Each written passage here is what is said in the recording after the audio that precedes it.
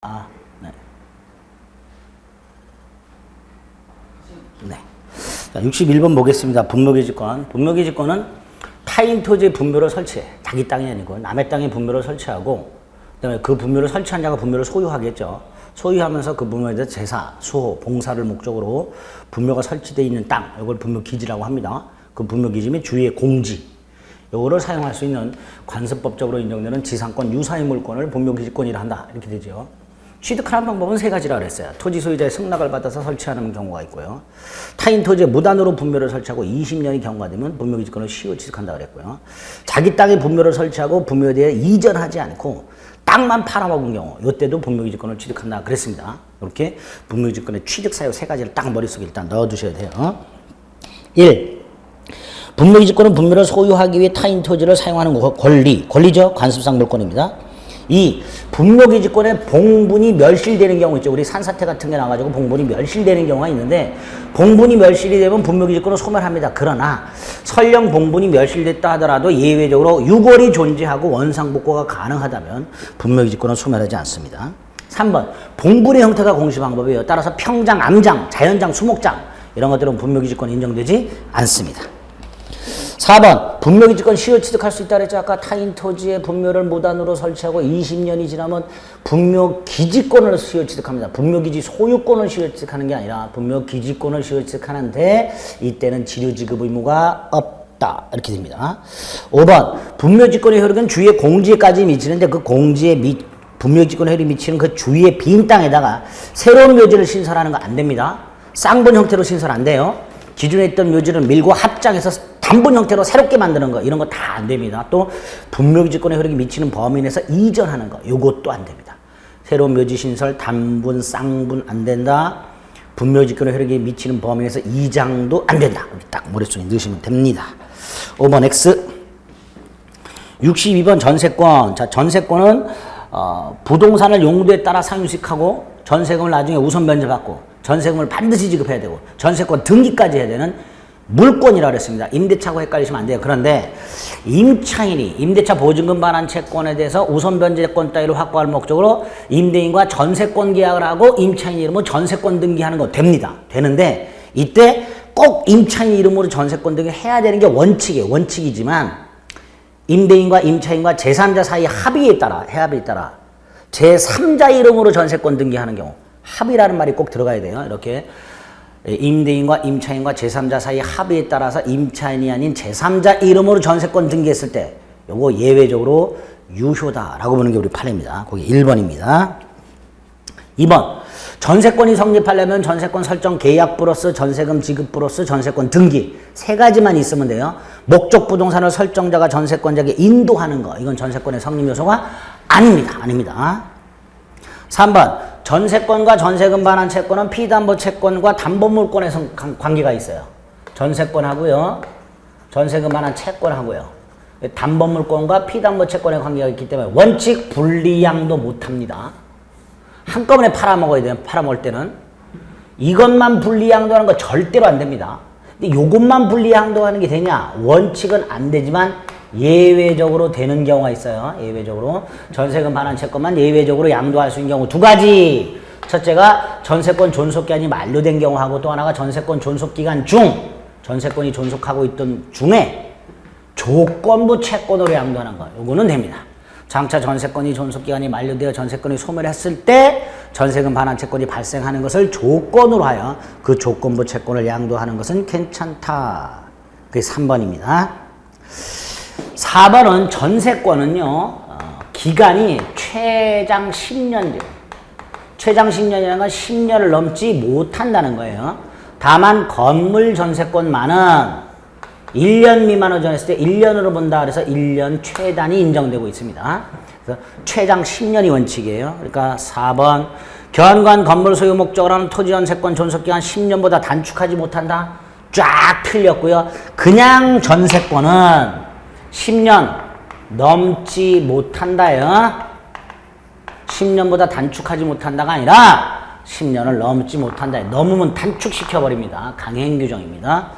4번이 틀렸죠. 5번은 조문이죠. 304조 1항 갑수 땅의 을이 토지 전세권에 터잡아 건물을 갖고 있을 때 요 건물에 설정된 저당권 따위 효력, 임대차라고 할까요? 지상권이나 임차권. 예. 을이 갑수의 땅의 지상권이나 임차권에 터잡아 건물을 소유하고 있을 때 건물의 전세권을 설정하게 되면 이 전세권의 효력은 건물에만 효력이 미치는 게 아니라 지상권 또는 임차권에도 미친다. 304조 1항. 타인 소유 토지 위의, 을의 입장에서 타인 소유 토지 위의 건물의 전세권을 설정하게 되면 이 건물 전세권의 효력은 을이 토지에 대해서 갖고 있는 건물 소유를 위한 지상권 또는 임차권에도 효력이 미친다. 304조 1항. 4번이 틀린 지문이 됩니다. 63번 유치권. 물건 또는 유가증권을 점유하고 있는 자가 그 물건 또는 유가증권에 관하여 생긴 채권이 변제기 있을 때 그걸 변제받기 위해서 그 물건을 유치, 즉 점유 및 반환을 거절하는 법정담보물권을 유치권이다. 이렇게 얘기하죠. 1. 건물 점유자가 건물에서 유치권을 행사하고 있는데 건물이 불법 건물이야.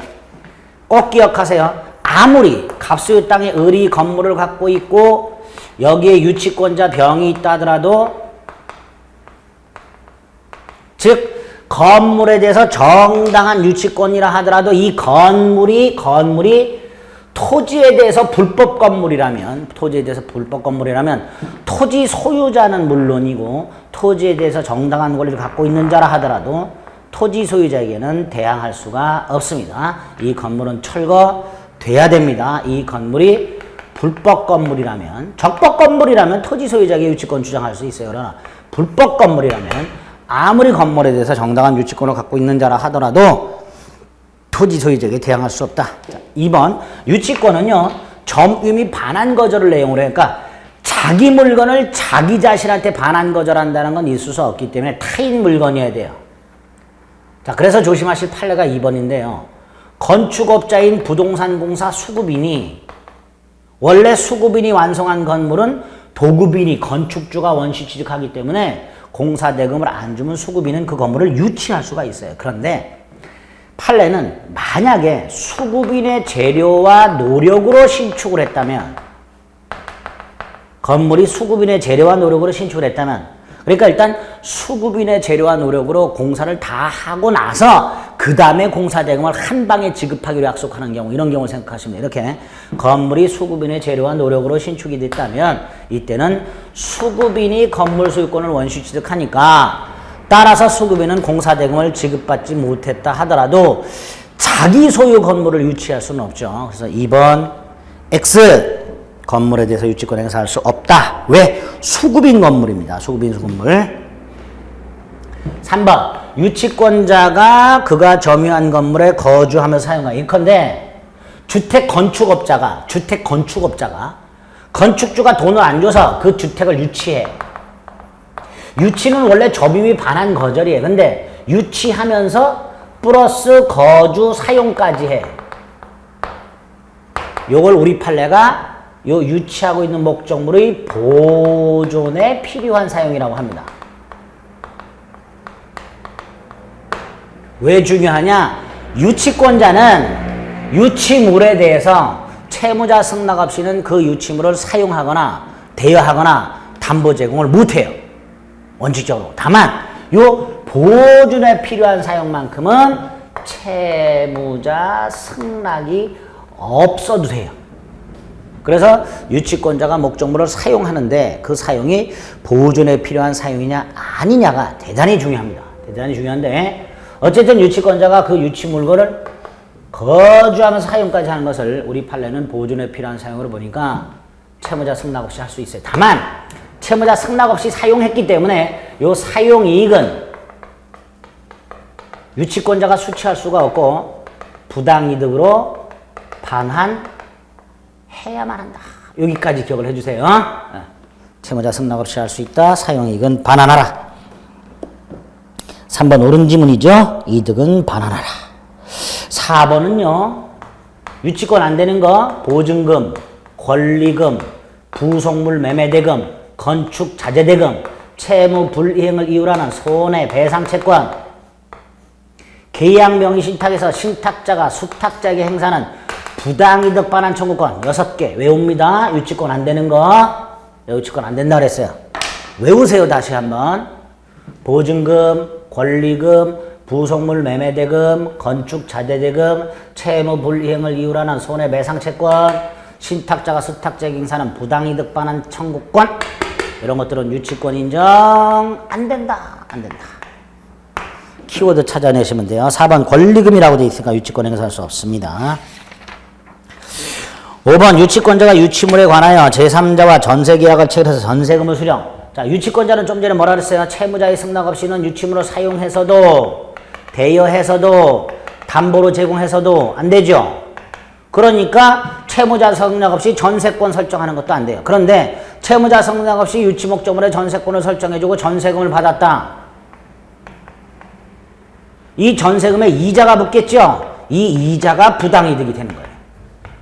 그래서 이자는 채무자에게 반환해야 된다. 전세금은 나중에 전세권자에게 돌려줘야 되니까 이건 채무자에게 반환할 필요가 없지만 이자, 전세금에 대한 이자 상당의 만큼은 채무자 승낙 없이 전세권을 설정해주고 전세금을 받았다면 그 전세금에 대한 이자만큼은 부당이득이기 때문에 채무자에게 반환하라. 부당이득으로. 옳은 지문이 됩니다. 만약에 이걸 채무자 승낙을 받았다. 채무자 승낙을 받았다면 이 이자를 수취하여 원본 및 이자에 충당할 수 있습니다. 승낙을 받지 않았다면 부당이득이니까 채무자에게 돌려줘야 한다. 이렇게 나눠서 기억하시면 됩니다. 64번 저당권 1. 저당권자가 경매를 실시해서 경매 절차가 개시됐다. 저당 목적물 제3취득자. 저당권이 설정이 되어 있는 부동산에 대해서 채무를 인수하지 아니한 채 소유권, 지상권, 전세권을 취득한 자. 제3취득자죠. 여러분들 보호장치가 3개가 있어서 하나가 뭐예요? 경매인이 될 수 있다. 또 하나가 변제권과 구상권이 있다. 세 번째로 지출한 비용 상환처권 최우선에서 배당받는다. 그 중에 1번 뭐죠 이거? 경매인이 될 수 있다. 원래 민사집행법에 의하면요, 목적물이 경매될 때 그 목적물의 소유자는 경매에 참가할 수가 없어요. 자기 걸 경락받을 수는 없습니다. 그러나 예외적으로 저당 목적물 제3취득자는 경매인이 될 수 있도록 규정이 되어 있습니다. 1번 호. 2번은 저당권의 피담보 채권의 범위 360조, 원본 이자 위약금, 채무 불이행을 이유로 하는 손해배상, 저당권 실행비용 5가지를 배당을 받게 되는데 이때 채무 불이행을 이유로 하는 손해배상을 지연배상이라고 하고 지연배상은 원본의 이행기를 경과한 후 1년분에 한해서만 경매대가로부터 우선 변제를 받을 수 있게 됩니다. 2번 호. 3번 절대로 안 된다 그랬어요. 아까도 잠깐 말씀드렸지만 담보물권과 피담보채권은 분리양도 못합니다. 특히 담보물권만 분리양도 하는 건 절대로 안 된다 그랬어요. 그러니까 저당권자가 담보물권자가 저당권과 피담보채권을 함께 양도하는 건 괜찮지만 저당권만을 채권과 분리해서 양도하는 거 절대로 안 된다. 3번 X. 4번은 저당권 침해 중에서 설정자에 의한 침해가 있을 때 담보물 보충을 청구할 수 있죠. 이때 저당권 설정자가 둘, 채무자 또는 물상 보증인 이렇게 되겠죠. 5번은 아까 전세권에서도 잠깐 말씀을 드렸어요. 원래 저당권자는 채권자여야 됩니다. 부종성 때문에. 그래서 채권자가 돈을 빌려준 게 을이다. 그럼 당연히 저당권자도 을로 등기가 되어 있어야 돼요. 부종성 때문에 채권자가 곧 저당권자로 등기가 되어 있어야 돼요. 따라서 돈을 빌려준 채권자는 을인데 채권자 을이 아닌 제3자 이름으로 저당권이 등기가 되어 있다면 이 등기는 원칙 무효가 됩니다. 무효. 근데 우리 판례가 예외를 인정한다 그랬어요. 아까 채무자와 채권자와 제3자 사이에 합의가 있었다. 그리고 채권이 실질적으로 제3자에게 귀속이 된다. 라고 된 경우에는, 그런 경우에는 예외적으로 채권자가 아닌 제3자의 이름으로 저당권이 등기된 경우에도 유효가 됩니다. 예외라고 기억하시면 돼요. 그게 5번이죠. 65번 근저당권. 장래 발생한 불특정 채권을 결산기의 일정에까지 채권이 이렇게 계속적 거래계약, 당좌 대여계약에 따라서 이렇게 들쭉날쭉하다가 결산계 딱 확정이 돼요. 근데 이게 얼마가 확정이 될지 모르니까 최고액이라는 우선변제 한도를 정해서 저당권을 설정하게 돼요. 이 최고액은 채권액이 아닙니다. 우선변제 한도를 말하는 거예요. 나중에 채무자가 이 확정된 돈을 안 갚으면 목적물을 경매해서 경매대가로부터 최대한 배당받을 수 있는 게 최고액입니다. 이걸 근저당권이라고 합니다. 두 번째, 그러면 확정 이후에는 채권이 더 이상 증감하지 않죠. 그러니까 확정 후에 발생한 채권은 담보되질 않아요. 반면에 확정 전에 발생한 채권에 대해서 확정 이후에 붙는 이자나 지연배상, 확정 전 채권에 대해서 붙는 이자나 지연배상은 최고액에 포함되는 한 담보된다. 이렇게 되겠죠. 그럼 1번 피담보 채무가 확정되기 전에, 이건 다른 거네요. 요거까지 기억을 하시고요. 1번은 피담보 채무가 확정되기 전에, 자 지금 채무자가 갑이고 채권자가 을인데 요거 변경하는 거 돼요. 사람 변경하는 거 됩니다. 채권 채무자 바꾸는 거 괜찮습니다. 최고액 변경 되고요. 확정되기 전에, 쉽게 말하면 확정되기 전에, 채권이 확정되기 전에 계약 내용 변경이 가능해요. 두 가지 조심하세요. 최고액을 변경했을 때는 변경 등기까지 해야 됩니다. 요거 하나 하고요. 또 하나가 채무나 채무자를 변경했을 때는 변경 전 채무는 담보되지 않고요. 변경 후 채무만 담보된다. 변경 후 채무만. 아, 저 자식이 후자는 한자를 모르는구나. 알아요. 네, 알아요. 이렇게 쓰는 건데 귀찮아서 지금 전만 한자로 써놓고 후는 한글로 써온 거니까 머릿속에 박으세요. 채무자 변경할 수 있다. 그러나 변경 전 채무는 담보되지 않는다. 변경 후 거만 담보된다. 1번 X. 변경 전 것은 담보되지 않습니다.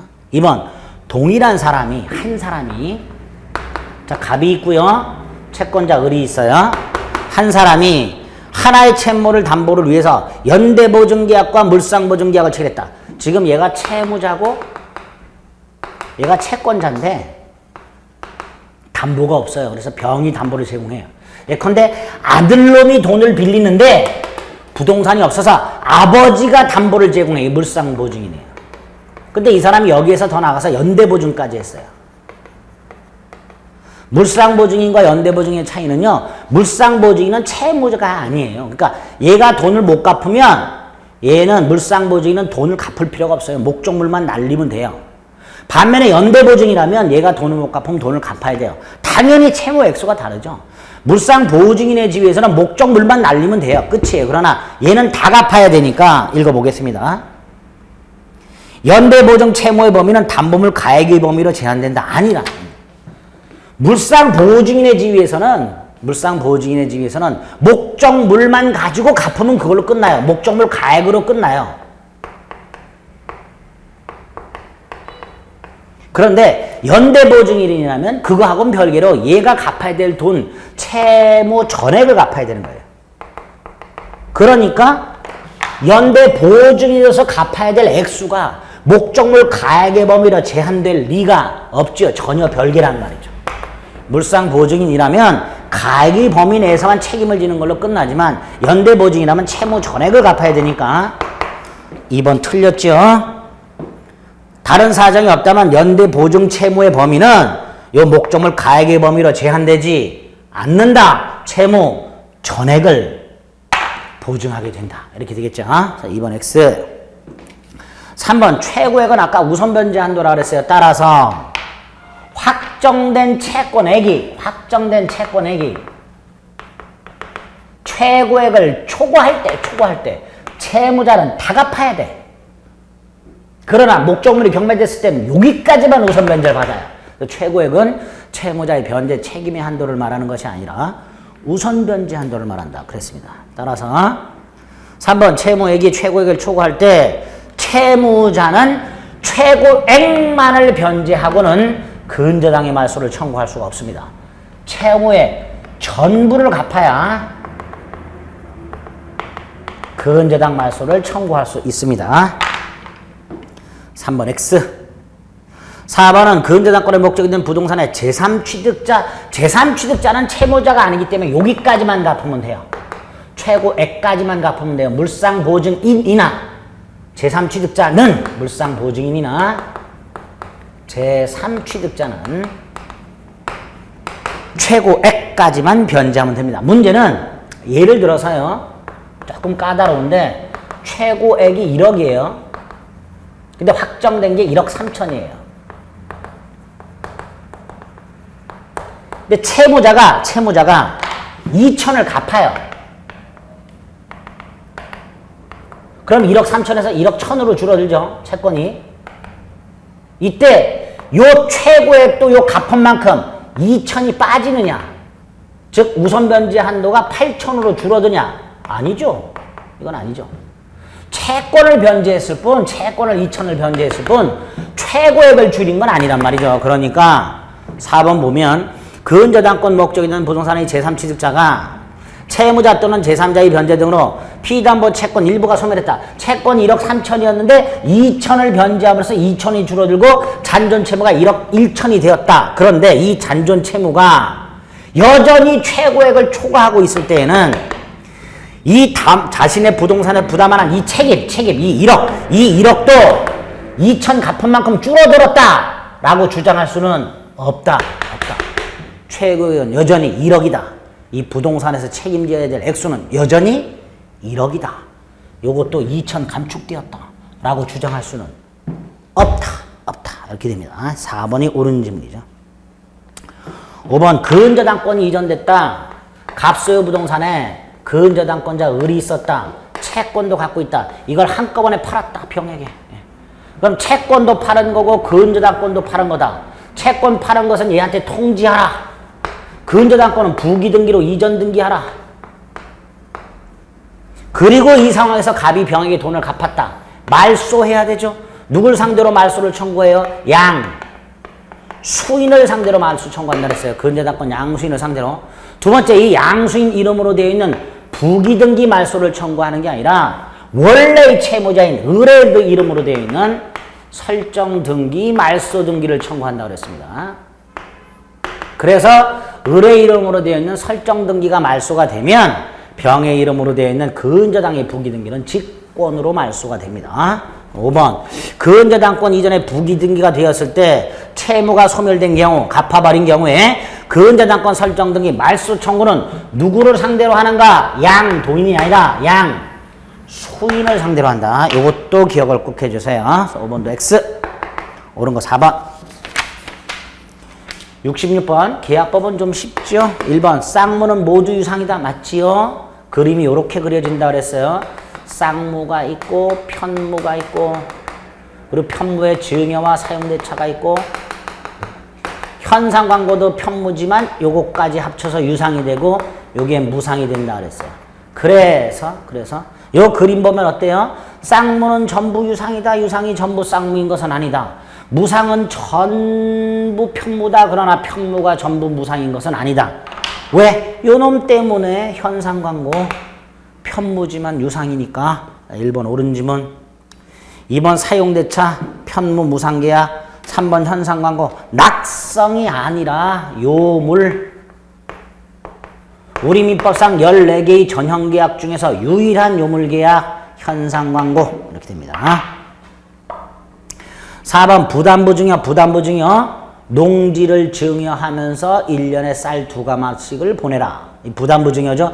부담부 증여도 편무입니다. 편무인데 증여자가 부담의 한도에선 담보침을 지게 됩니다. 편무지만 그냥 증여와는 달리 부담부 증여는 쌍무 유상하고 비슷해요. 농지를 주고 쌀 2가마니를 받는단 말이에요.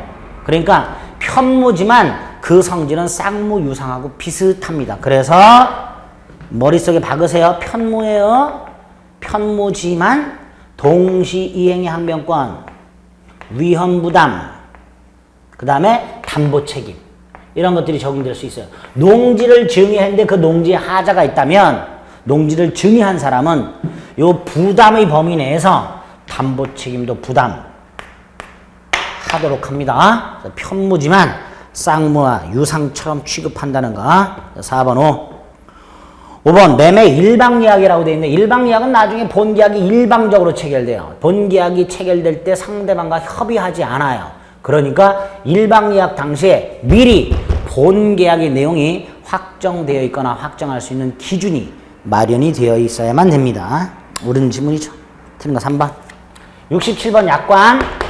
보험약관처럼 계약의 일방 당사자가 다수의 상대방과 계약을 체결할 목적으로 미리 마련한 계약의 내용을 말한다. 상대방과 협의 없이 일방적으로 마련하기 때문에 규제 필요성이 있다.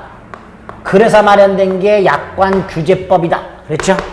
그 약관규제법 내용을 물어봅니다. 일단 약관규제법에서는 약관을 작성한 자가 상대방에게 약관을 명시 설명하라 이렇게 되어 있습니다. 그런데 예외가 있지요. 명시 설명 안 해도 되는 거, 상대방이 충분히 예상할 수 있는 거, 법령에서 규정된 걸 부연 반복하는 거, 이런 것들은 아무리 중요한 사항이라 하더라도 명시 설명할 필요가 없다. 1번 X.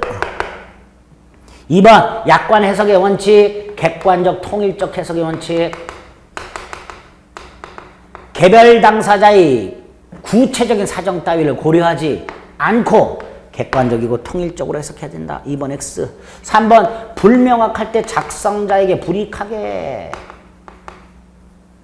작성자에게 불이익하니까 누구한테? 상대방에게 유리하게 해석해야 되죠. 3번이 답이죠. 4번 보세요. 4번은요. 사업자가 져야 될 책임을 상당한 이유 없이 상대방한테 떠넘겨. 무효. 지가 부담할 책임을 상대방에게 떠넘기는 거. 무효. 5번. 우리 민법상 계약이 해제가 되면요. 돈 받은 사람은 받은 날부터 돈을 이자를 붙여서 돌려주도록 되어 있어요. 그런데 약관에 계약이 해제되었을 때 사업자는 돈만 돌려주면 되고 이자는 안 돌려줘도 된다라는 약관이 있어. 무효 이렇게 되죠. 사업자에게 대단히 유리한 조항 아닙니까? 그러니까 이런 것들은 무효가 된다. 그래서 4번, 5번 무효가 된 약관 조항이다. 기억하시면 되지요. 옳은 거 3번. 68번 계약의 성립. 자, 1번 전형적인 청약의 위인. 상가나 아파트 분양 광고 청약의 위인. 자, 2번 청약은 특정인에게 할 수도 있고 불특정 다수인에게 할 수도 있죠. 자판기 설치 기억하셔야 그랬어요. 반면에 승낙은 특정한 청약자에게만 할 수 있고요. 불특정 다수인을 상대로 승낙할 수는 없다 그랬습니다. 2번 X. 3번은 529조. 청약자가 기간을 정하지 않고 청약을 한 경우에는 상당 기간 경과할 때까지 승낙 통지를 받지 못하면 청약은 효력을 잃는다. 조문 그대로. 4번 의사실현에 의한 계약 성립. 533조. 승낙으로 볼 수 있는 일정한 사실이 있을 때 계약이 성립. 5번 532조 교차 청약. 그래서 의사실현에 의한 계약 성립과 교차 청약에 의한 계약 성립도 인정하고 있죠.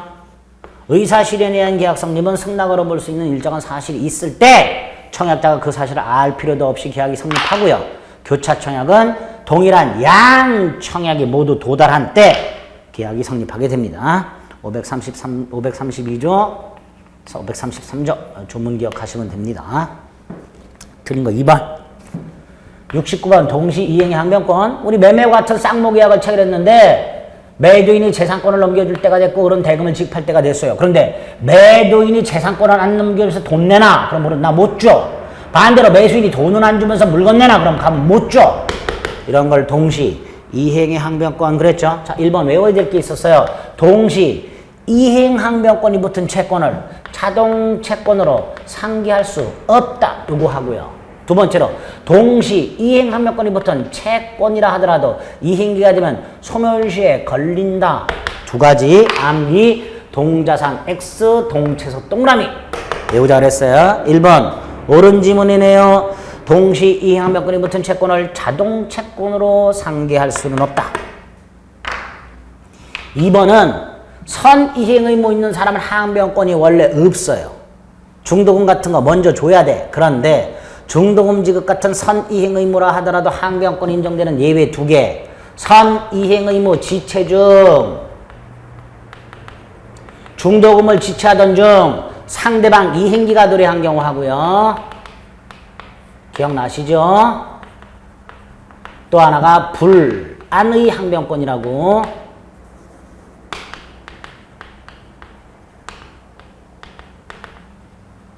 아파트 중도금을 내야 될 선이행 의무자가 있는데 내야 될 날짜가 됐는데 이 건설회사가 신용불안이야. 중도금 내기 싫지요. 이런 걸 불안의 항변권이라고 합니다. 선이행 의무자의 입장에서 바라봤을 때 상대방이 이행이 곤란한 현저한 사유가 있더라. 그럴 때는 선이행 의무의 경우에도 항변권이 생긴다. 2번 이게 불안의 항변권이죠. 3번 동시행관계 구분소유적 공유관계. 지난 시간에 구분소유적 공유가 어떤 건지 말씀을 드렸었죠? 이번 시간에 했나? 아니구나. 지난 시간에 했겠죠? 네. 구분소유적 공유관계가 해소가 됐다. 갑과 을이 공유로 등기가 되어 있고 그런데 특정 부분을 사용 수익하고 있다. 근데 이걸 해소하고 싶다. 그러면 구분소유적 공유관계를 상호 명의신탁이라고 하는데요. 이 상호 명의신탁 약정을 해지를 하고 각각 지분을 이전 등기해 주면 돼요. 이때 지분을 이전 등기해 주는 거 당연히 동시 이행관계 타라고 해야죠. 어느 한쪽이 먼저 등기를 넘겨주도록 해서는 안 될 겁니다. 3번 X. 4번은 계약이 무효 또는 취소되었을 때 부당이득 반환 동시행관계고요. 5번은 동일한 쌍무계약을 통해서 대가성 채무가 생겼을 때 그 채무가 동일성이 유지되는 한 세 가지 채권이 양도가 되거나 채무가 인수가 되거나 여기 5번처럼 어느 일방이 이행 불능이 되어 그 채무가 손해, 배상, 채무로 바뀐 경우에도 채무의 동일성이 유지되는 걸로 보아서 기존의 항변권은 그대로 존속한다는 게 우리 판례입니다. 기존의 항변권은 그대로 존속. 외우세요. 세 가지. 반면에 쌍무계약을 체결한 당사자가 나중에 경계계약을 체결했다. 경계계약을 체결하게 되면 기존 채권 채무는 내용이 바뀌게 돼버려요. 즉 동일성을 상실하게 돼요. 그러면 기존 계약관계에서 존재했던 항변권은 소멸하게 됩니다. 그래서 이 세 가지 채권양도, 채무인수, 이행불능을 이유로 하는 손해배상 채무 이런 말이 나왔을 때는 항변권 존속한다. 반면에 경계계약을 체결했다라는 말이 나왔을 때는 항변권은 소멸한다. 이렇게 구별하실 수 있으면 됩니다. 자, 5번 옳은 지문이죠. 항변권은 그대로 존속. 틀린 거 3번. 70번. 갑은 자기 소유 가옥을 을에게 매도하면서 돈은 병에게 주기로 제3자를 위한 이야기죠. 근데 이런 문제 나오면 제3자를 위한 아이고야. 밑에 뭐가 있어요? 깜짝 놀랐습니다.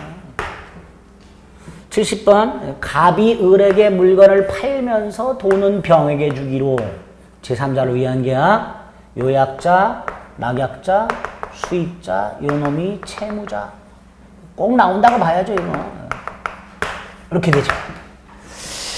제3자를 위한 계약 1. 병이 수익의 의사표시한 후에 을이 약정기일까지 대금을 지급하지 않았다. 병이 계약을 해지할 수 없다. 제일 중요한 게 이겁니다.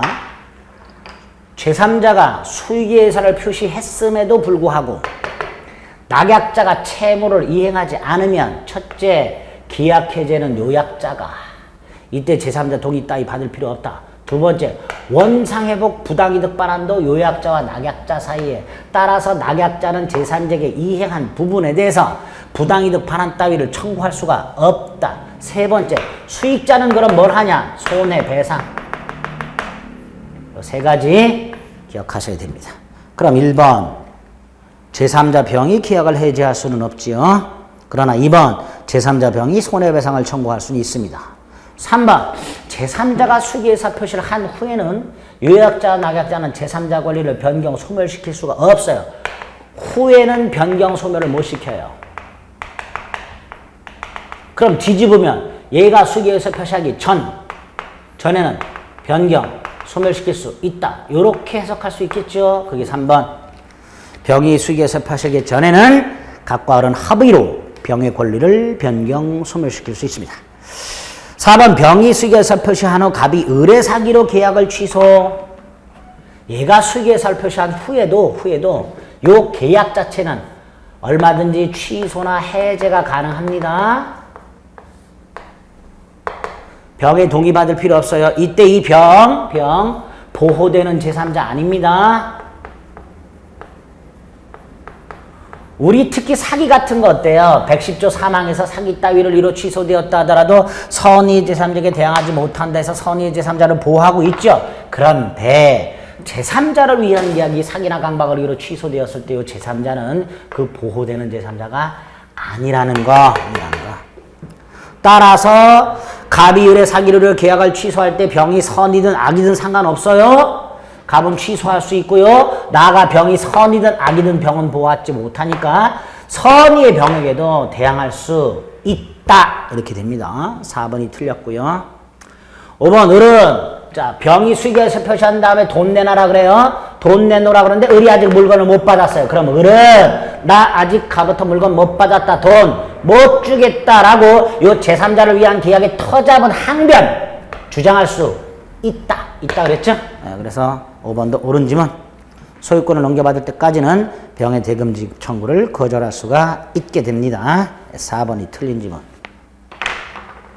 71번 계약 해제에 관한 설명도 틀린 거. 이 계약의 성질에 의해서 일정한 시일 이내에 이행하지 아니하면 계약의 목적을 달성할 수 없는 경우 정기행위라고 부르죠. 정기행위는 이행 지체가 있을 때 최고 없이 계약을 해제할 수 있다. 최고 없이 계약을 해제할 수 있다. 이지 최고 없이 해제된다. 그러면 안 됩니다. 최고 없이 해제할 수 있다. 2번은 불가분성 해제권자가 수인이 있거나 상대방이 수인이 있을 때 전원에 대하여 행사하라. 3번은 채무 불이행을 이유한 계약 해제 손해배상 청구할 수 있는데 그 손해배상은 이행이익 배상을 원칙으로 한다. 다만 실뢰이익 배상을 구할 수도 있다. 판례. 4번 부동산 계약이 해제되었을 때 받은 돈 어떻게 한다 그랬어요? 받은 날로부터 법정이자로 가산한다 그랬죠? 받은 날로부터 돈 돌려주는 것과 매도인이 돈을 돌려주는 것과 매수인이 물건을 돌려주는 게 설령 동시이행관계라 하더라도 그 동시이행관계 있는지 여부와 상관없이 이자는 받은 날로부터 법정이자를 가산해서 반환해야 된다 그랬습니다. 그래서 4번이죠. 5번은요. 이행불능과 그래서 예컨대 갑과 을이 부동산을 매매했는데요. 토지를 매매했는데 요게 가압류가 되었어요. 갑의 채권자에서. 근데 설령 갑의 채권자에서 가압류가 되어 있다 하더라도 을이 돈을 갖고 가압류를 해제할 수 있다면 그것만으로는 이행불능이 아니죠. 그래서 가압류만으로는 이행불능이 아니에요. 가압류 플러스 갑이 가압류를 해제할 만한 돈이 없어. 개털이라고 제가 그랬어요. 무자력. 여기까지 와야 가압류 플러스 무자력까지 와야 이행불능이 된다 라고 설명을 드렸었습니다. 그러면 읽어보겠습니다. 5번 매매 목적물인 부동산에 가압류 등기가 있는 경우에 매도인의 소유권 이전 등기 의무가 이행불능이 되었다고 할 것이므로 틀렸죠. 가압류 된 것만으로는 이행불능이 아니더라. 매도인이 무자력까지 되어야 이행불능이더라. 따라서 5번 X. 가압류된 사실만으로는 이행불능이 아니므로 매수인은 최고 없이 해지할 수 없다. 이렇게 됩니다. 5번이 틀렸지요. 72번 계약금 매매와 같은 유상계약을 체결하면서 일방이 타방에게 교부하는 금전 기타 물건 계약금 계약이 꼭 있어야 되고 계약금은 증약금을 최소한도의 성질로 하고 민법상 해약금으로 추정되고 특약이 있을 때 위약금이 되고 계약금을 주고받으면 해제권이 하나씩 생기는데 이 해제권은 교부자는 계약금을 포기하고 수령자는 배액을 상환하고 해제할 수 있다. 계약금에 의한 해제가 있을 때는 계약은 소급해서 소멸하되 원상회복 의무라든가 손해배상 책임 따위는 생기지 않는다. 이게 기본 뼈대입니다. 그런 게 머릿속에 있어야 돼요. 1. 매도인이 전혀 이행에 착수한 바가 없다 하더라도 매수인이 중도금을 지급했다면 둘 중에 한 사람이라도 이행에 착수했다면 더 이상 계약금 해제는 불가. 1번 X. 2번 매수인이 계약금을 포기하고 계약을 적법하게 해제했어요. 자, 계약금에 의한 해제니까 손해배상 따위 청구할 수 없다. 2번 X. 3번 원상회복도 생기지 않는다. 3번도 X. 계약금에 의한 해제의 경우에는요. 손해배상이나 원상회복 청구할 수 없습니다. 4번 계약금 계약은 요물계약이라고 그랬어요. 따라서 계약금을 주고받기로 약속만 했을 뿐 약속한 계약금을 아직 주지 않았다면 계약금 계약 자체가 성립하지 않은 거고 따라서 약속한 계약금을 주지 않았다 해서 주계약을 해지할 수는 없다. 자, 매매 계약이 있고요. 이게 주계약이에요. 여기에 계약금 계약까지 보통 하게 되는데 이 계약금 계약은 계약금을 줘야 성립해요. 그러니까 아직 계약금을 주지 않았다면 계약금 계약은 성립한 적이 없어요. 체결된 적이 없어요. 그러니까 계약금을 줄 의무도 없고 따라서 계약금을 주지 않는다 해서 주계약인 매매계약을 해지할 수는 없다. 4번이 옳은 지문. 5번 매매계약을 체결하면서 계약금을 주고받았다. 계약금을 주고받았다. 그런데 특별한 사정이 없는 한 위약벌의 성질 간다. 위약벌은 위약금의 일종이에요.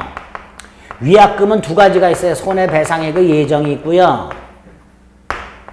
위약벌이 있어요. 그런데 계약금이 손해배상액의 예정이든 위약벌이든 위약금의 성질을 가지려면 반드시 당사자가 계약금을 위약금으로 하는 특약이 있어야만 됩니다. 특약이 없다면 계약금은 절대로 위약계약금의 성질을 갖지 않습니다. 5번 X. 73번은 너무나 쉽죠. 자, 매도인의 담보 책임의 내용이 5개죠.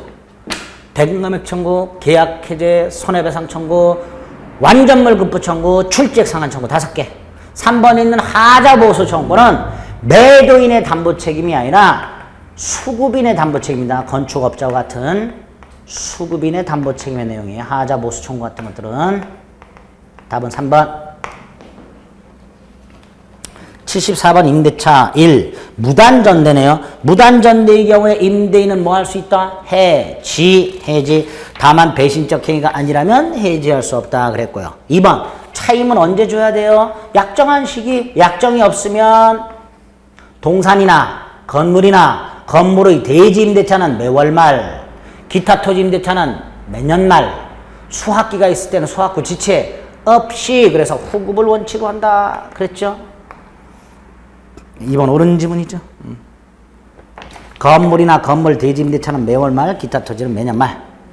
3번은 임차인의 수인 의무. 임대인이 보존에 필요한 행위할 때 임차인은 거절하지 못한다. 단 임차인 의사에 반하여 임대인이 보존 행위를 하고 그로 인하여 임차인의 목적을 달성할 수 없다면 임차인은 계약을 해지할 수 있다. 자, 임차인의 수인 의무. 4번 임차인이 유익비. 자, 임차인은요 필요비 유익비 상환을 청구할 수 있는데요. 필요비는 지출을 즉시 청구할 수 있는 반면에 유익비는 임대차가 종료가 돼야 되고요. 가액 증가가 현존해야 돼요. 이럴 때만 청구할 수 있어요. 따라서 4번이 틀렸죠. 유익비를 지출했을 때 즉시 유익비 상환을 청구할 수는 없고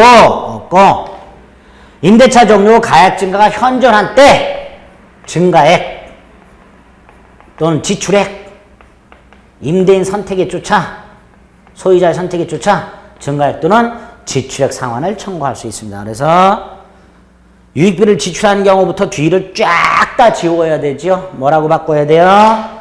임대차 종료 후 가액 증가가 현존한 경우에 하나여 증가액 또는 지출액을 청구할 수 있다. 이렇게 바꿔야 옳은 지문이 됩니다.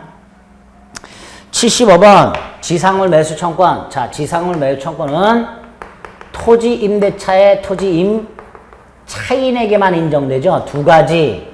기간이 만료가 되고 갱신을 청구했는데 거절당한 경우. 그래서 원래 지상물 매수 청구권은 임차인이 임대인에게 갱신을 먼저 청구하는 게 전제가 됩니다. 이 권리는. 그러나 예외가 하나 있죠. 기간의 정함이 없는 토지 임대차에서 임대인이 해지 통고를 한 경우에는 이때 임차인은 굳이 갱신 청구할 필요 없이 지상물 매수를 청구할 수 있다. 이게 우리 민법상 토지 임차인에게 인정되는 지상물 매수 청구권입니다. 이 지상물 매수 청구권은 1번 형성권이니까 재판상 재판 외로 행사할 수 있고요. 2번 그 건물의 근저당권 따위가 설정되어 있는 경우에도 매수 청구할 수 있습니다. 반면에 3번 임차인의 차임 연체와 같은 채무 불이행을 이뤄 계약이 해지된 경우에는 당연히 안 되죠. 지상물 매수 청구를 행사할 수 있는 경우의 수가 두 가지라 그랬어요. 요거하고 요거하고 따라서 채무 불이행을 이유로 해지가 되었을 때는 지상물 매수 청구할 수 없다. 이렇게 되겠죠. 4번은 이런 그림이 있었죠. 그 임차인 소유 건물이 임대인 소유 토지와 임대인 이외의자 소유 토지에 걸쳐서 건립이 되어 있을 때 일단 기본이 이 건물을 전부 사라 로 청구할 수는 없고 임대인 소유 토지 위에 있는 건물 부분 중에서 구분 소유권의 객체가 될 수 있는 부분에 한해서만 지상물 매수를 청구할 수 있다고 했습니다. 따라서 이 건물 자체가 통으로 되어 있고 구분 소유권의 객체가 될 수 있는 구조를 갖추지 못하고 있다면 아예 매수 청구할 수 없다 라고 해야만 됩니다. 4번 옳은 지문이네요. 5번은 임대차가 끝났음에도 불구하고 갑소유 땅에 임차인들이 건물을 갖고 있는데 임대차가 끝났음에도 불구하고 매수를 청구 안 했어요. 그래서 철거를 청구했고 승소했어요. 임대인의 철거 소송이 승소 판결로 확정되었다 하더라도 우리 대법원 요게 철거가 집행되기 전에는 여전히 지상물 매수를 청구할 수 있다가 판례라 그랬습니다. 그게 5번입니다. 또 꼭 기억하셔야 될 판례입니다.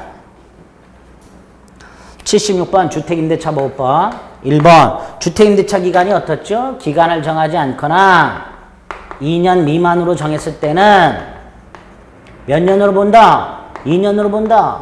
그런데 2년 미만으로 정했을 때 즉 뭐 예컨대 1년으로 정했을 때 임차인만은 유효를 주장할 수 있다.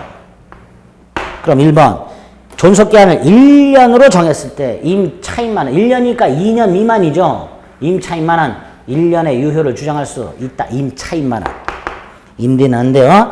2번은 민법상 임대차가 끝이 나면 보증금을 안 돌려줬을 때 보증금을 돌려받을 때까지 동시 이행의 항변권만 인정합니다. 반면에 주택임대차나 상가건물 임대차는 임대차가 끝났는데도 보증금을 안 돌려준다. 이럴 때는 동시 이행의 항변권 외에 플러스 그 임대차는 존속하는 것으로 본다. 라는 특별 규정을 주택임대차보호법이나 상가건물 임대차보호법에 규정하고 있습니다. 3번은 민법상 임대차가 아닌 주택임대차 법정갱신 임대차 기간 만료 전 6개월 전부터 1개월 전까지 임대인이 나가달라라는 통지하지 않은 경우 또 만료 전 1월까지 임차인이 나가겠다라고 통지하지 않은 경우 동일 조건으로 전임대차와 동일 조건으로 갱신하는 걸로 보되 기간은 2년으로 고정이 되고요. 임차인만은 언제든지 해지할 수 있고요. 이 해지가 임대인에게 도달하고 3월이 경과되면 해지가 되지요. 주택임대차 법정갱신 꼭 기억하세요. 따라서 3번 5, 4번 틀렸죠. 2개월이 아니라 3개월. 5번 임차인의 차임연체와 같은 채무 불이행이 있을 때는 법정갱신 인정하지 않습니다. 주임법에. 4번이 틀린 지문이 됩니다. 77번 집합건물 이수 및 관리에 관한 법률 1. 일동 건물 중 구분된 각 부분이 구조상, 이용상 독립성을 갖고 있고 그 일동 전체를 한 개의 건물로 등기하는 게 되냐? 된다. 보세요. 갑소유 건물이 있고요. 갑이 건물을 이렇게 줘요. 층마다 이렇게 구조상, 이용상 독립성이 있어요. 이때 갑이 전체를 한 동 건물로 소유하고 각각을 임대만 할 수도 있고요. 갑이 각각의 부분을 분양할 수도 있죠. 그건 소유자 마음이에요. 그러니까 한 동 건물에 구조상, 이용상 독립성이 있다 해서 꼭 이걸 집합 건물로 등기할 필요는 없고요. 전체를 한 동 건물로 등기할 수도 있고 구분 소유 건물로 등기할 수도 있습니다. 이건 건물 소유자의 의사의 자유에 달려 있습니다. 그래서 1번 X 일동 건물 전체를 한 동 건물로 등기하는 것도 허용되고 각 부분을 구분 건물로 등기하는 것도 허용됩니다. 건물 소유자의 자유, 선택의 자유. 그렇게 기억하시면 되고요. 2번은 공용부분에 관한 지분. 이걸 공용부분에 관한 물권이라 하죠. 전유부분 면적 비례로 의하죠. 그리고 절대로 공용부분은 분할 안 됩니다. 3번 대지사용권은 꼭 소유권만 되는 게 아니에요. 지상권도 되고요. 임차권 따위도 됩니다. 우리 반값 아파트란 걸 만든 적이 있죠. 그게 뭐예요? 국유 토지에 아파트 짓고 아파트만 분양하고 토지는 임대차. 이게 반값 아파트죠. 그러니까 대지 사용권은 꼭 소유권에 한하는 게 아니에요. 3번 X. 4번 집합건물 구분 소유자는 공용부분에 대한 보존행위 단독으로 할 수 있죠. 왜? 공용부분에 대해서는 공유고요. 공유니까 보존행위 단독으로 할 수 있고요. 나가 여기에 지분권 갖고 있죠. 이 소유권이죠. 따라서 물권적 청권 인정되죠. 반환 청권 같은 거 인정됩니다. 소유권에 처자면 물권적 청권도 포함됩니다. 자, 5번. 아파트 전 소유자인 갑이 관리비를 체납을 해요. 그리고 을한테 아파트를 팔아요. 갑이 체납한 관리비 중에서 갑이 체납한 관리비를 다 승계하는 게 아니라 갑이 체납한 관리비 중에서 공용 부분 체납 관리비 요것만 승계합니다. 따라서 전유 부분 체납 관리비라든가 연체료 따위는 승계하지 않고요. 또 하나 이걸 얘가 승계한다 해서 얘가 면제되는 게 아니에요. 똘똘마리로 승계합니다. 중첩적 승계. 갑이 을이 요걸 승계했다 해서 갑이 요거에 대해서 면책을 받는 게 아닙니다. 갑도 그러니까 관리단 입장에서는 얘를 찾아내든 받아내기만 하면 되는 거예요. 어쨌든 새로운 소유자는 공용부분 체납관리비를 승계한다는 거.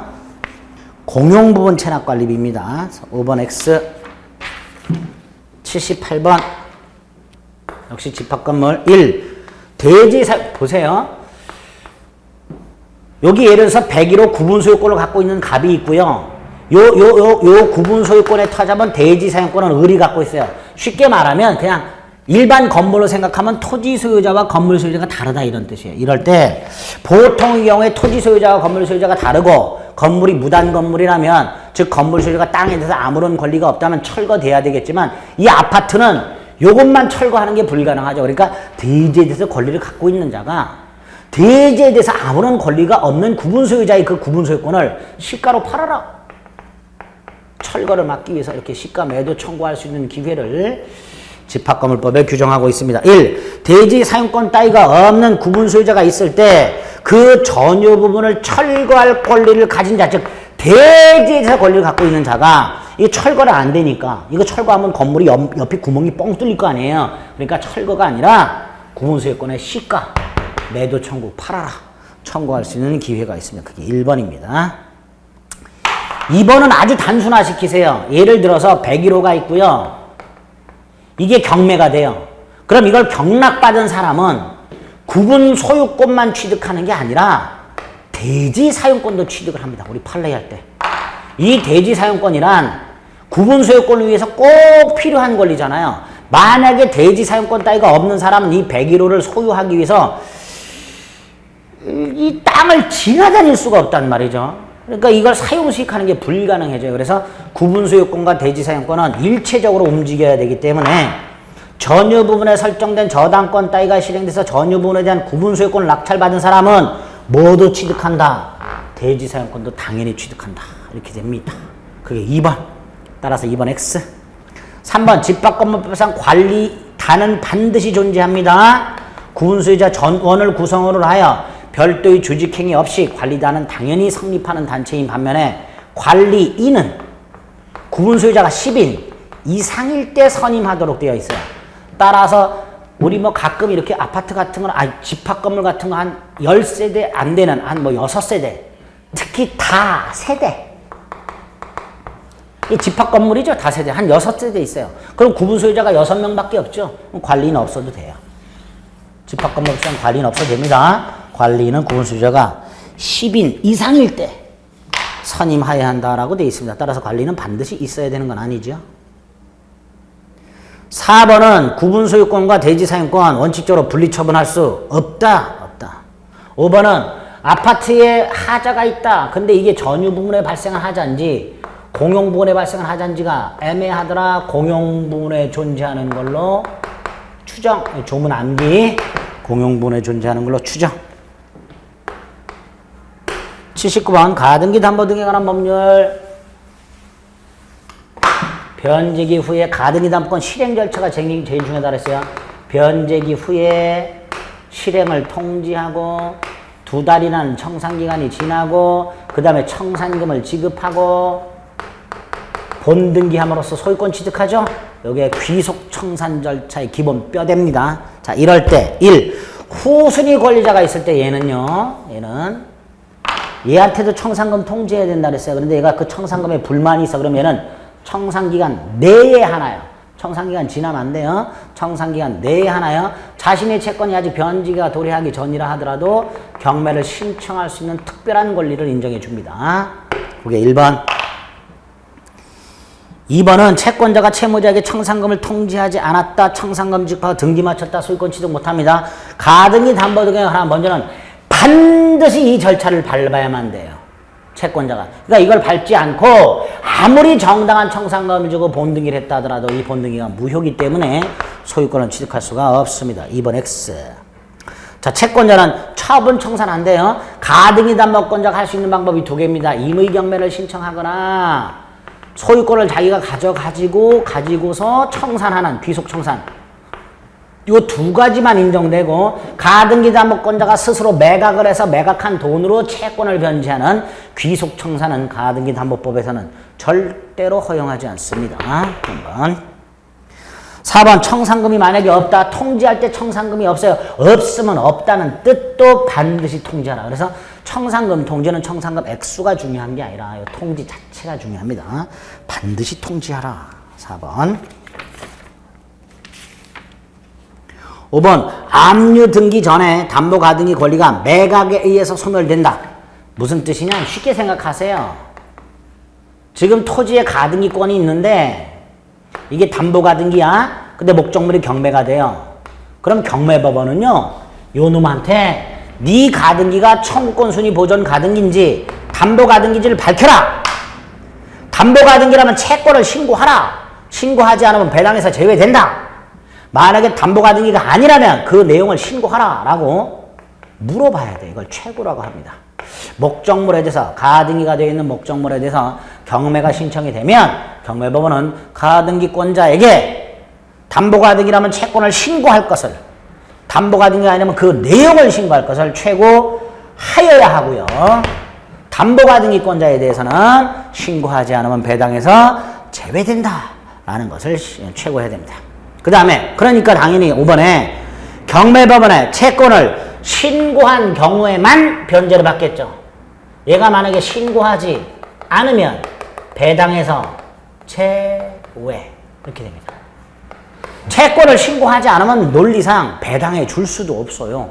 채권액을 모르는데 어떻게 배당을 해줍니까? 그렇죠?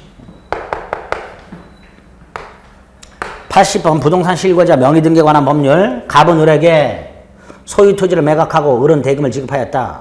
그런데 매매계약을 체결하기 전에 을의 친구인 병은 을의 매수 토지를 병 명의로 등기하는 것을 허용했다. 자, 말이 좀 베베 꼬여 있지만요. 이렇게 생각하시면 돼요. 을과 갑이 매매계약을 했다.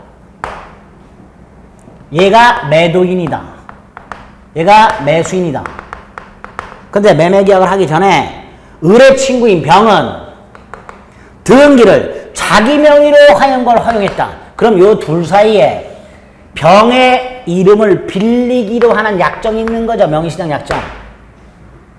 그리고 그 약정에 터져봐 매도인에게 부탁을 해서 등기를 이렇게 넘겨준 거죠. 중간생략형 명의신탁이죠. 3자간 명의신탁, 중간생략형 명의신탁. 자, 3자간 명의신탁, 중간생략형 명의신탁 게임 끝났어요. 이렇게 어떤 명의신탁인지만 밝혀지면 자, 3자간 명의신탁 약정 무효, 등기 무효, 소유권은 여전히 매도인에게, 그리고 매매는 유효, 매매는 유효. 딱 이렇게 되죠? 이렇게 됩니다.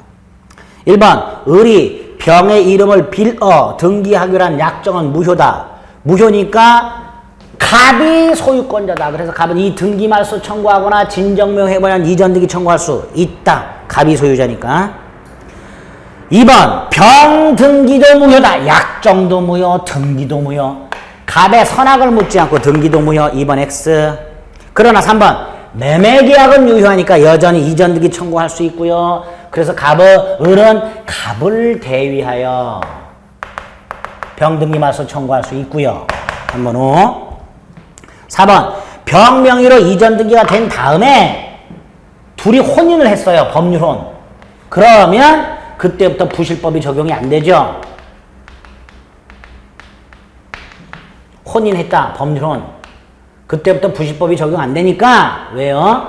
우리 부실법에 보면 신탁자와 수탁자가 종중원, 법률혼 배우자, 종교단체 산하조직 이런 관계에 있을 때는 조세를 포탈하거나 강제집행을 면탈하거나 법령상 제한을 회피하거나 이런 목적이 있을 때만 부실법을 적용한다 그랬어요. 따라서 그런 목적이 지금 없어요. 목적으로 하지 않는다고 돼 있어요. 그렇다면 맞나? 예, 5번을 보고 있는 거군요. 혼인을 했다. 그런데 그런 목적이 없다면 부실법이 적용 안 되고 적용 안 되면 이거 유효가 되고 약정 유효가 되고 등기도 유효가 되면서 대내적 소유자는 신탁자 을이 되고요. 대외적 소유자는 수탁자 병이 됩니다. 요게 부실법이 적용이 안 될 때 유효한 명의실택일 때의 법률관계입니다. 5번 옳은 지문이죠. 4번 을병사의 약정을 모르고 을병사의 명의상 약정이 있다는 걸 모르고 병등기를 신뢰하여 병으로부터 토지를 매수한 제3자. 자, 부실법이 적용이 되든 부실법이 적용이 안 되든 기본이 되는 게 하나 있어요. 수탁자와 거래한 제3자는 선, 악, 불문하고 소유권을 취득합니다.